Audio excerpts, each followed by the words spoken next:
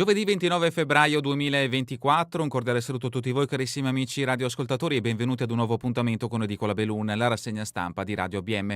Un saluto anche a chi ci sta guardando in diretta dalla pagina Facebook di Radio ABM, dal canale YouTube dell'Associazione Bellunesi nel Mondo.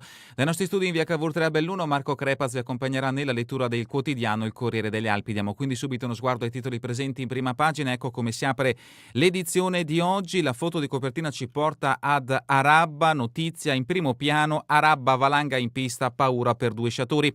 Tutti in fila per un taxi. La valanga finita sulla Salere che scende da Portavescovo, interrotto il Sellaronda. In aiuto delle centinaia di sciatori bloccati sono arrivati anche i bus, come si può vedere da questo scatto. L'ondata di maltempo nel Bellunese, precipitazioni record. In Val Belluna in un giorno è caduta la quantità di pioggia di 2 mesi. Sempre dalla prima pagina, occhialeria, mirino cinese su Marcolin, l'azienda proposta al fondo Fontainvest, il dossier è anche sui tavoli di Marchionne e di Derigo.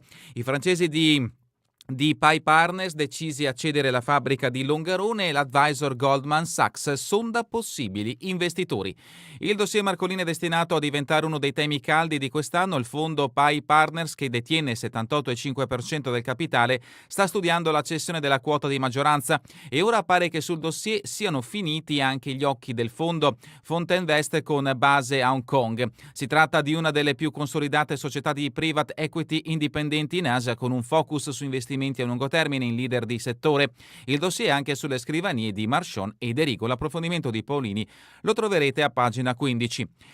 Notizia invece che adesso interessa lo spopolamento del territorio bellunese. La provincia nel 2031, terre alte vuote, 3 residenti su 4 in Val Belluna. Una fotografia sbiadita dell'indagine effettuata dall'Osservatorio della Camera di Commercio. L'approfondimento di Paola Dallanese da pagina 18 a pagina 19. A Marinello la gestione del rifugio Scarpa manterrà l'identità. L'intervista di Dalmas ci aspetta a pagina 27. Mondo dei pensionati, CISL, consulenze gratuite contro le truffe dell'energia nella giungla del nuovo mercato libero dell'energia. La CISL FNP va in soccorso degli iscritti offrendo un servizio di consulenza. E sempre dalla prima pagina un richiamo all'omicidio avvenuto in provincia di Padova, omicidio di Sara, il PM, così è scattata la trappola. Gli indizi che accusano il compagno, la mamma della donna, mai visti litigare.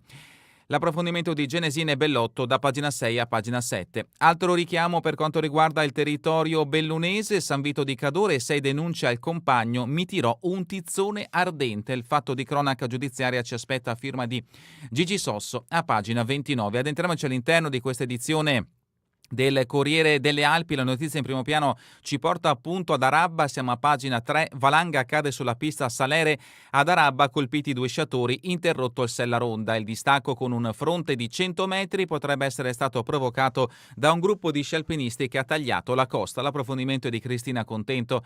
Valanga sulla pista Salere, circa 120 metri di fronte secondo il soccorso alpino, con accumuli anche di 3 metri. La massa di neve si è staccata sulla parte alta del tracciato, incluso nel Sellaronda, e ha colpito 2 sciatori che stavano scendendo. I 2 sono usciti incolumi, ma il pericolo è stato davvero elevato dal momento che la pista era aperta e che verso le 12:30, quando c'è stato il distacco, erano in molti a percorrerla. Non un gran tempo, quello di ieri nella zona della Salarere, là a Portavescovo, nebbia e umido la facevano da padroni, nascondendo uno dei panorami mozzafiato delle Dolomiti. È dopo il primo muro, sulla parte ancora alta e cintata delle vette, che in pista si è riversato il distacco, eppure prima dell'apertura ieri mattina dal paese hanno sentito i botti delle bonifiche operate dagli impiantisti proprio per evitare eventi pericolosi come quello di ieri.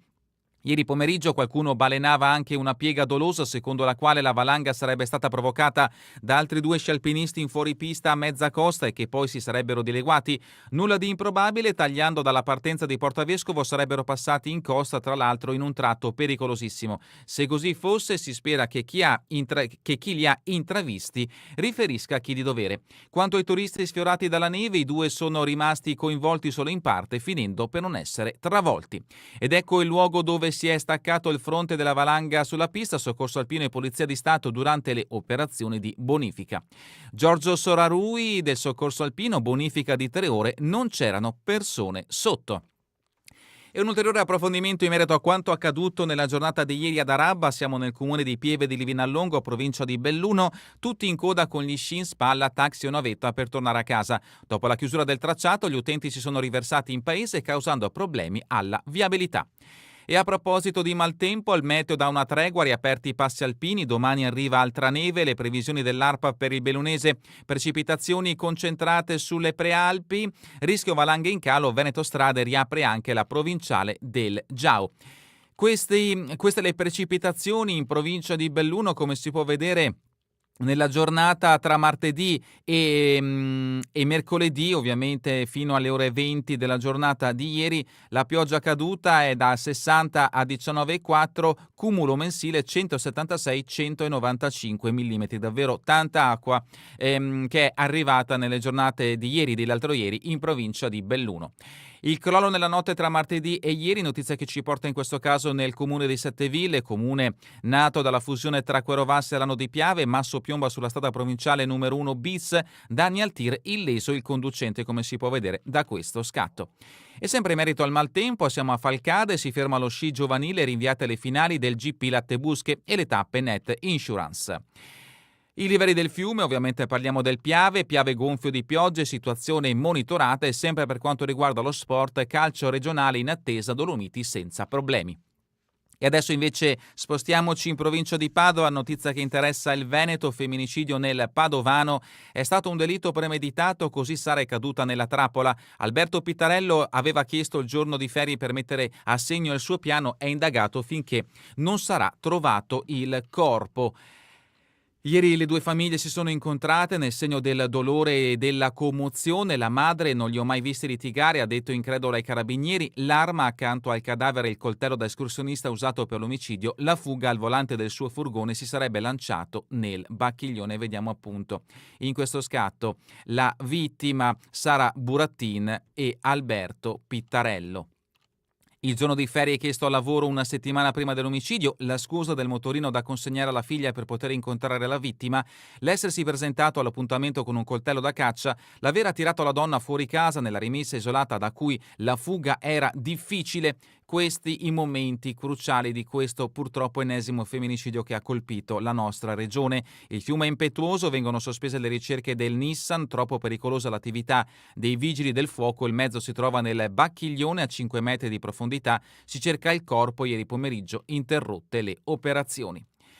Continuiamo con le notizie che interessano la provincia di Belluno, siamo a pagina 18, notizia riferita allo spopolamento, l'indagine sul prossimo decennio, una popolazione anziana che sceglie il fondovalle. Ecco i bellunesi nel 2031. Lo studio della Camera di Commercio intreccia dati demografici e sociali. Pozza, presidente della Camera di Commercio Belluno Treviso: bisogna muoverci ora per rendere attrattiva la nostra provincia. Ed ecco appunto la situazione. In provincia di Belluno, saldo naturale e saldo migratorio, questa ovviamente è una previsione. Nel 2024 saldo naturale 1463, saldo migratorio 832, si arriverà nel 2030 con 1602 per il saldo naturale e per 742 per il saldo migratorio. Bilancio totale di Belluno tra il 2021 e il 2030, questo è il dato davvero preoccupante: nati 10.254, morti 25.456, il saldo naturale quindi è di meno 15.202.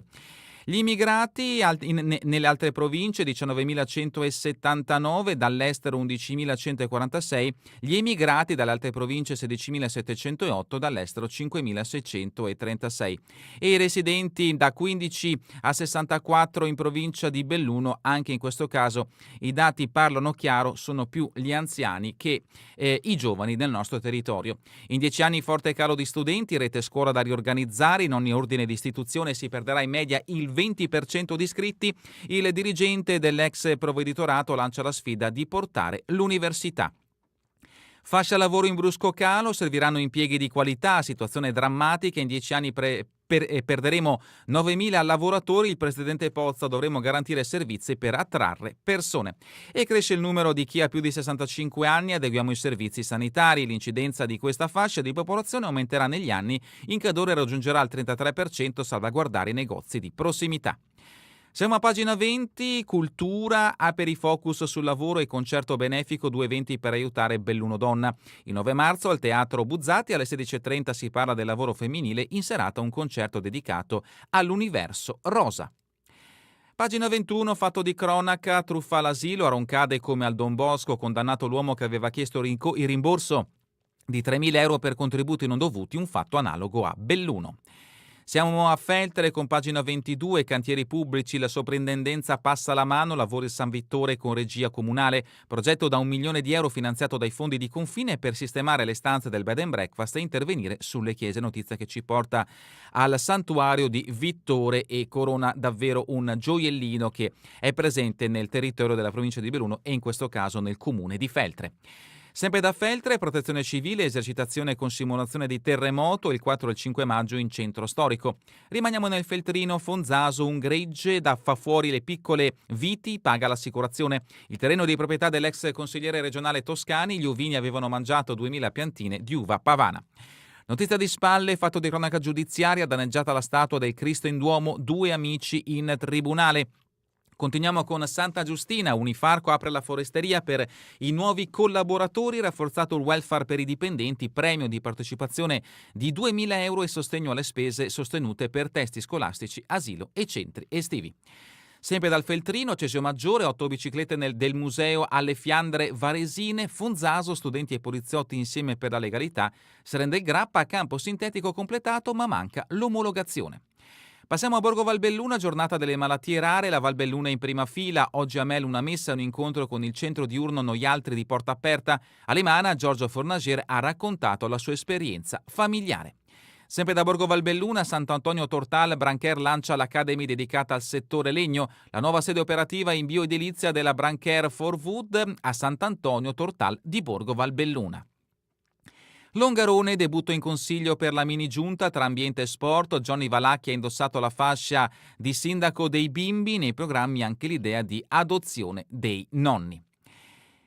Al Pago, ristorazione arriva già, domenica la festa inaugurale, Ponte nelle Alpi, sportello sull'energia, incontro con gli utenti, Tambre, ristrutturazione finita, riaperto l'ufficio postale. Passiamo adesso in Val di Zoldo, in cinquantenne la compagna Lucia Melison hanno convinto, siamo nell'Agordino, il CAI di Agordo con un progetto di segno alpinistico, scarpa gurecchiana, la gestione a Marinello, il rifugio manterrà la sua identità alpina, l'articolo a firma di Francesco Dalmas. Agordo pronta la mensa scolastica sotto la palestra delle medie e continuiamo con Cortina verso i Giochi 2026, Olimpiadi Sport e Scuole, convegno con Val di Tara e Abodi, lunedì il confronto promosso dalla Regione sulle ricadute sul sistema educativo, messe a punto le linee guida per l'inclusione e l'abbattimento delle barriere.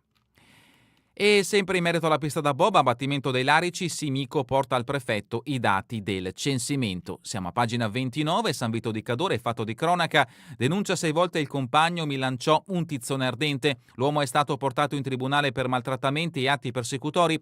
L'episodio più grave, durante una grigliata fu colpita una delle figlie della donna. Centro Cadore in palestra con il bus, contributi alle famiglie, l'Unione Montana sosterrà le spese di abbonamento, Silvia Cestaro, misura sociale prima che economica. Santo Stefano di Cadore, siamo in Comelico, casa di riposo, restano in vigore le rette del 2023. L'Unione Montana Comelico, ha confermato le quote per l'ospitalità al centro servizi intitolato al Pontefice Giovanni Paolo II. Dalla rubrica Cultura e Società, Arti Visive 2024, dopo Israele e l'Iran interviene la Biennale, non compete a noi decidere chi partecipa. VLF rilancia l'appello a non ospitare il padiglione del regime, ma i paesi riconosciuti dall'Italia hanno diritto alla presenza. Dalla rubrica Giorno e Notte, gli anni '80 rivivono all'Hotel della Poste con il trio Sorrenti, Camerini e Marton, da Figli delle Stelle a People from Ibiza, passando da Rock and Roll Robot, appuntamento il 9 marzo a Cortina d'Ampezzo. Sport bellunese, pallavolo, il Belluno Volley festeggia al quinto set, a Bologna arriva la 6ª vittoria consecutiva, Serie A3, quasi 3 ore di partita, i ragazzi di Colussi rimontano per 2 volte e poi mettono la freccia al tie break. 2-3 il risultato finale tra Jetit Bologna e Belluno. Rugby, Sacchette felice per la salvezza dei giallo-blu, Belluno ha meritato di restare in Serie B. E ancora hockey femminile, Zoldo, assalto alla semifinale scudetto contro il Trentino sarà una battaglia. Sci nordico, i qualificati del Veneto per gli italiani, allievi e ragazzi, e continuiamo con il calcio di promozione. Al Pago 3 assenze pesanti con il Fontanelle, squalificati Anselmi, Giosci e Marco Piazza dopo Longarone, il dirigente Gianluca Piazza fermato per un paio di mesi. Calcio a 5 Serie A2, canottieri, big match con la AMG, i playoff sarebbero un regalo. E terminiamo con le previsioni del tempo in Veneto per la giornata di domani, cielo spesso coperto a fronte di qualche possibile parziale schiarita, più che altro di sera. È davvero tutto per questa edizione di Edicola Belun. Vi ricordo che torneremo in replica questa sera via streaming alle 20, domani mattina all'1 ora locale italiana. A voi tutti un buon proseguimento di giornata in compagnia come sempre di Radio ABM, la web radio dell'Associazione Bellunesi nel Mondo.